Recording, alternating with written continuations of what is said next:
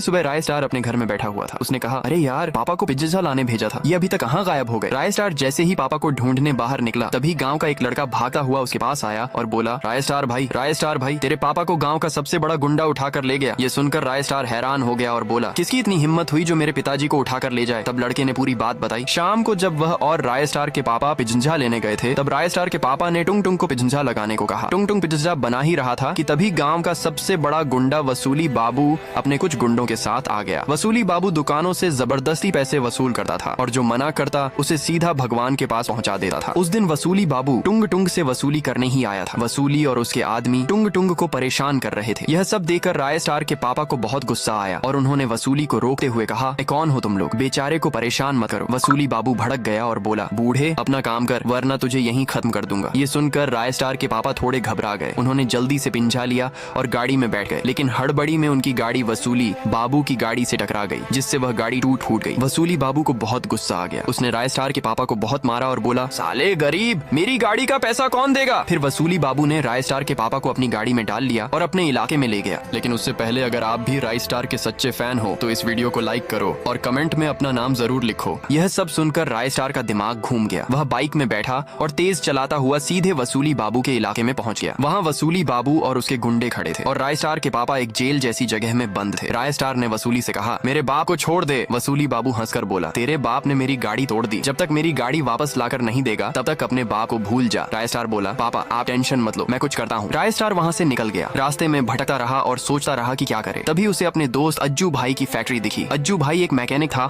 और उसके पास बहुत सारी गाड़ियाँ थी। राय स्टार अज्जू भाई के पास गया और बोला, अज्जू भाई मेरी मदद कर दे। अज्जू भाई ने मना कर दिया और बोला, सॉरी भाई, मेरी सारी गाड़ियाँ बिक चुकी हैं, पर अगर तेरे पास कोई कबाड़ की गाड़ी हो तो ले आ, मैं उसे ठीक कर दूंगा। ये सुनकर राय स्टार निराश हो गया। शाम तक वह इधर उधर एक ही गाड़ी ढूंढता रहा। आखिर उसे कब्र के पास पड़ी हुई एक पुरानी टूटी फूटी गाड़ी मिल गई। वह उस गाड़ी को उठाकर सीधे अज्जू भाई की फैक्ट्री ले आया। अज्जू भाई ने गाड़ी को देखा और बोला, बस 19 मिनट 30 सेकंड दे, इसको खतरनाक बना देता हूँ। अज्जू और राय स्टार ने मिलकर उस कबाड़ की गाड़ी को एकदम डेंजरस बना दिया। राय स्टार उस गाड़ी को लेकर सीधे वसूली बाबू के इलाके में पहुंच गया। उसने गाड़ी वसूली को देते हुए कहा, ये ले अपनी गाड़ी और मेरे पापा को छोड़ दे। वसूली बाबू बोला, ले जा अपने बाप को, अब मेरा हिसाब बराबर। ये सुनकर राय स्टार ने आंखों में गुस्सा लाते हुए कहा, अभी हिसाब बाकी है। इतना कहकर राय स्टार ने वहाँ धुआं और बम फेंक दिया। पूरा इलाका धुएं से भर गया। जब धुआं हटा तो वसूली बाबू जमीन पर पड़ा था। राय स्टार अपने पापा के साथ गाड़ी में बैठा और कहते हुए वहाँ से निकल गया, चल पापा घर चलते हैं।